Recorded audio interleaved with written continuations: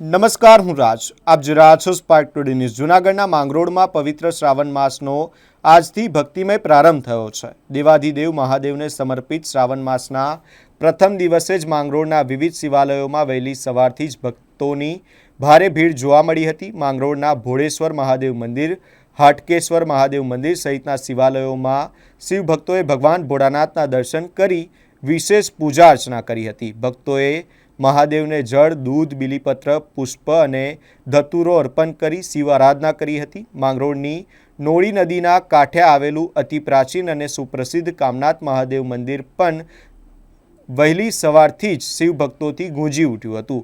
શ્રાવણ માસને ભગવાન શિવની ભક્તિ અને આરાધનાનું મહાપર્વ માનવામાં આવે છે. સમગ્ર માસ દરમિયાન ભક્તો ઉપવાસ, પૂજા અને શિવ આરાધના કરી મહાદેવને રીઝવવાનો પ્રયાસ કરતા નજરે પડે છે. શ્રાવણના પ્રથમ દિવસે જ માંગરોળના શિવાલયોમાં હર હર મહાદેવ અને ઓમ નમઃ શિવાયના નાદ ગુંજી ઉઠ્યા હતા.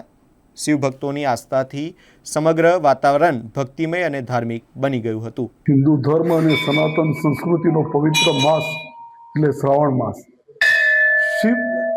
શિવને જીવમાં એકાકાર કરવાની યાત્રા એટલે શ્રાવણ માસ. આજે માંગરોળના દરેક શિવાલયોમાં શિવ ભક્તોનું ઘોડાપુર ઉમટી ચૂકી પડ્યું છે અને શિવને બિલ્વીપત્ર, દૂધ અને જળનો અભિષેક કરીને શિવમય બનવાનો દરેક હિન્દુ ધર્મની સનાતન ધર્મપ્રેમી જનતા પ્રામાણિક પ્રયત્નો કરી રહી છે.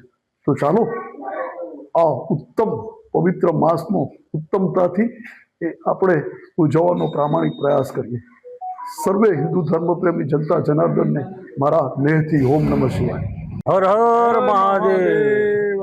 આજથી પુણ્ય પવિત્ર શ્રાવણ માસની શરૂઆત થઈ છે અને માંગરોળના તમામ શિવાલયોમાં ભક્તજનોની ભીડ જામી છે.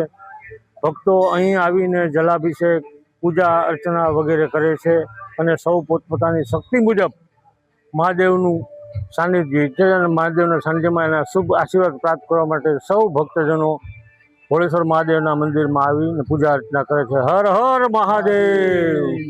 શ્રાવણ માસ ચાલુ થયો છે. આજથી ભક્તજનોની ભીડ બહુ થઈ છે. ભોળેશ્વર મહાદેવનું મંદિર છે લીમડા ચોકમાં આવેલું ને ત્યાં રોજ આવે છે બધી ભક્તજનો. પણ આજથી પ્રભાવ થયો છે શ્રાવણ માસનો એટલે પબ્લિકનો ઉમેરો બહુ જ થઈ રહ્યો છે ને ભીડ બહુ જ થાય છે ને પોતપોતાની શ્રદ્ધા પ્રમાણે જલ અભિષેક, દૂધ અભિષેક, બીલીપત્ર, ફૂલ બધું ચડાવે છે ને ભોલેનાથની બધે ઉપર કૃપા બની રહે. મહાદેવ.